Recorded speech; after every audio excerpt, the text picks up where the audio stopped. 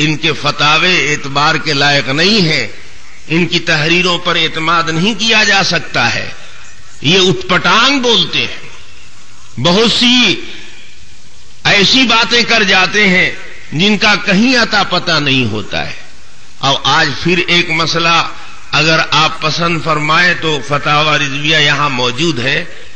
اس دن تو میں نے اپنے نوٹ سے آپ کو صرف عبارت پڑھ کر سنا دی تھی، اور آج یہاں فتاوی رضویہ موجود ہے۔ دیکھیے اعلی حضرت کیا فرما کے گئے ہیں۔ اب یہ ادنا حضرت لوگ دیکھیے کیا کرتے ہیں، کیسے اس کو درست بتاتے ہیں۔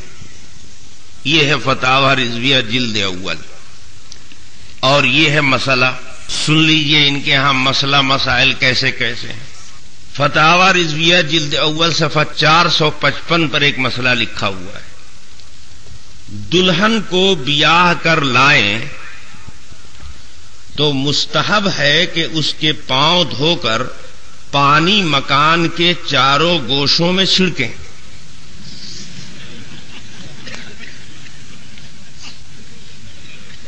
اس سے برکت ہوتی ہے۔ اس وقت شادی بیاہ کا سیزن نہ ہے تو اس لیے یہ مسئلہ یاد رکھنے کے لائق ہے۔ جب شادی کر کے دلہن کو گھر لائیں آپ تو سب سے پہلا کام یہ کرے کہ اس کے پاؤں کو دھلیں۔ اب پاؤں کو دھلیں تو زمین میں پانی نہیں گرنا چاہیے، کسی برتن میں پاؤں دھلیں تب نہ پانی جمع رہے گا، اس کو چھڑکیں گے آپ، ایک آدھ گوشے میں نہیں، چاروں طرف چھڑکنا ہے۔ دلہن کو بیاہ کر لائیں تو مستحب ہے کہ اس کے پاؤں دھو کر پانی مکان کے چاروں گوشوں میں چھڑکیں، اس سے برکت ہوتی ہے۔ ایک تو فائدہ یہ ہوگا کہ اس سے برکت ہوگی، اور دوسری بات اور بتا رہے ہیں یہ پانی بھی قابل وضو رہنا چاہیے، اور یہی پانی نہیں، وضو کے لیے کیسا کیسا پانی یہ لوگ استعمال کرتے ہیں۔ السلام علیکم ورحمۃ اللہ وبرکاتہ۔ کئی دنوں سے دیکھ رہا ہوں کہ سوشل میڈیا پر ایک ویڈیو بہت زیادہ گردش کر رہا ہے، جس میں طاہر گیاوی نامی دیوبندی اعلی حضرت عظیم البرکت امام احمد رضا خان فاضل بریلوی علیہ الرحمۃ والرضوان کے فتاوی پر تنقید کر رہا ہے، اور دو مسئلے اس نے لوگوں کے سامنے بیان کیے اور ان کا غلط مطلب بیان کیا۔ ایک مسئلہ تو یہ تھا کہ دلہن کو جب بیاہ کر لائیں تو مستحب ہے کہ اس کے پاؤں دھو کر پانی مکان کے چاروں گوشوں میں چھڑکیں، اس سے برکت ہوتی ہے۔ اس مسئلے پر تنقید کی، بڑا اناپ شناپ بکا اور کہا کہ اعلیٰ حضرت کی تحقیق کیسی عمدہ تحقیق تھی، اور اس پر اس نے کہا کہ جب وہ پانی پاک ہے اس سے برکت ہوتی ہے تو پھر اس کو پی لیا جائے، لوگوں میں تقسیم کیا جائے، وغیرہ وغیرہ۔ اور اس کے علاوہ ایک فتاوی جو حائضہ اور نفسہ کے قبل انقطاع دم بے نیت قربت غسل یا وضو کرنے سے پانی مستعمل نہیں ہوتا ہے، اس پر بھی تنقید کی۔ چونکہ یہ مسئلے عوام الناس کے سامنے اور ایسے لوگوں کے سامنے وہ بیان کرتا ہے جو مطالعہ سے عاری ہوتے ہیں، جنہوں نے کتب فقہ بلکہ خود اس نے کبھی کتابوں کو اٹھا کر نہ دیکھا۔ اگر کتابوں کو اٹھا کر کے دیکھا ہوتا، کتابوں میں چھان بین کی ہوتی تو شاید یہ اناپ شناپ نہ بکتا اور اعلیٰ حضرت کی تحقیق پر انگلی نہ اٹھاتا۔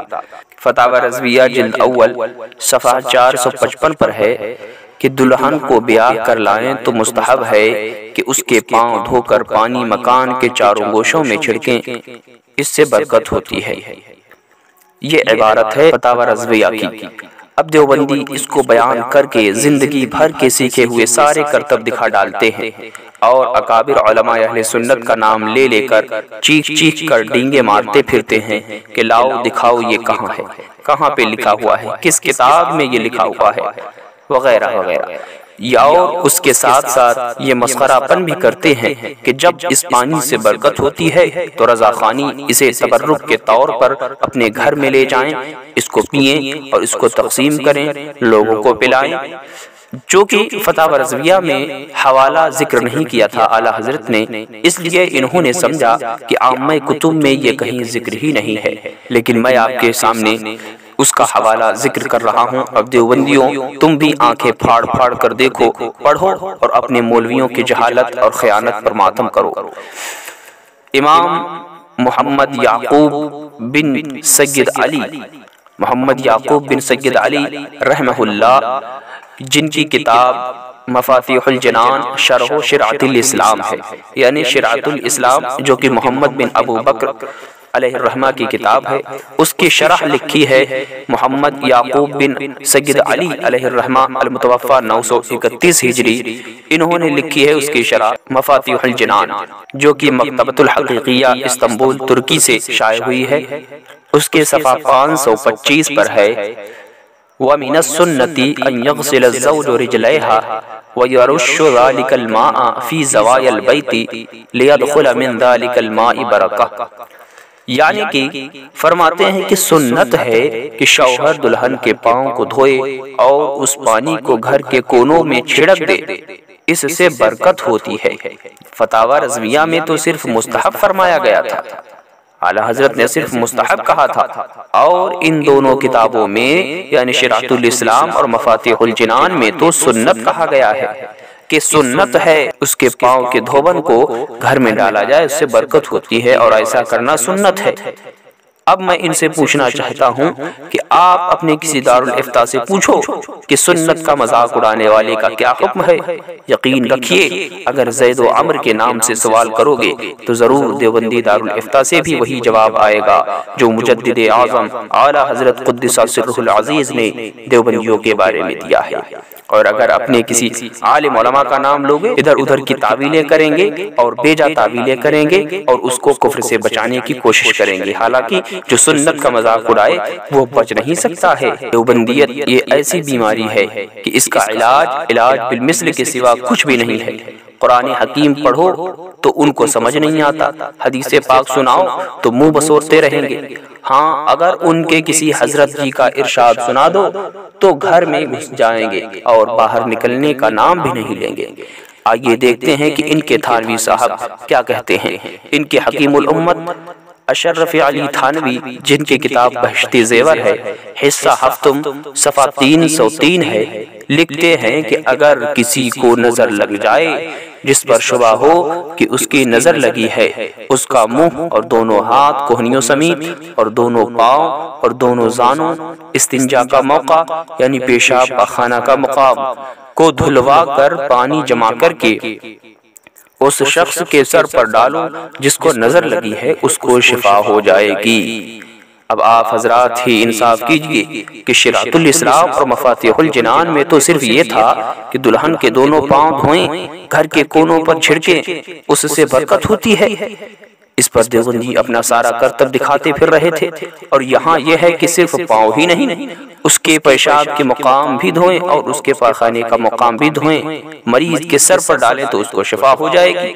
اگر یہ بات ہماری کسی کتاب میں ہوتی تو یہ لوگ خوب چیختے اور چلاتے اور حوالہ طلب کرتے، مگر جب دین ہی نہیں، دیانت ہی نہیں، خدا کا خوف نہیں، رسول پاک صلی اللہ علیہ وسلم سے شرم ہی نہیں، آخرت کے مواخذے کا کوئی اندیشہ نہیں، تو پھر ڈر کس بات کا؟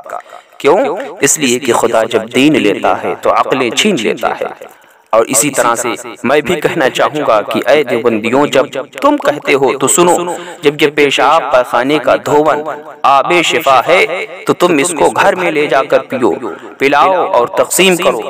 اس طرح سے ایک دو نہیں بلکہ کئی مسائل میں ان کے گرفت کی جا سکتی ہے۔ لہذا عوام الناس ایسے مولویوں سے دور رہیں، ایسے مولویوں کی تقریر سننے سے باز رہیں، کیونکہ ایسے مولویوں کو متنفر کرنے کے سوا اور کچھ نہیں، صرف فساد پھیلاتے ہیں اور غلط مسائل لوگوں کے سامنے بیان کرتے ہیں اور علماء اہل سنت پر تنقید کرتے ہیں۔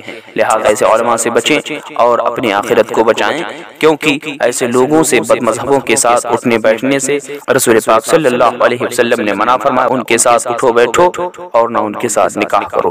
لہذا اس ویڈیو کو زیادہ سے زیادہ شیئر کریں تاکہ جو دوسرے لوگ اس کی ویڈیو سن کر، اس کی تقریر سن کے متنفر ہو رہے ہیں، غلط مسئلے بیان کر رہے ہیں، وہ اس سے باز رہیں اور وہ گمراہیت کے راستے کی طرف جانے سے بچ جائیں۔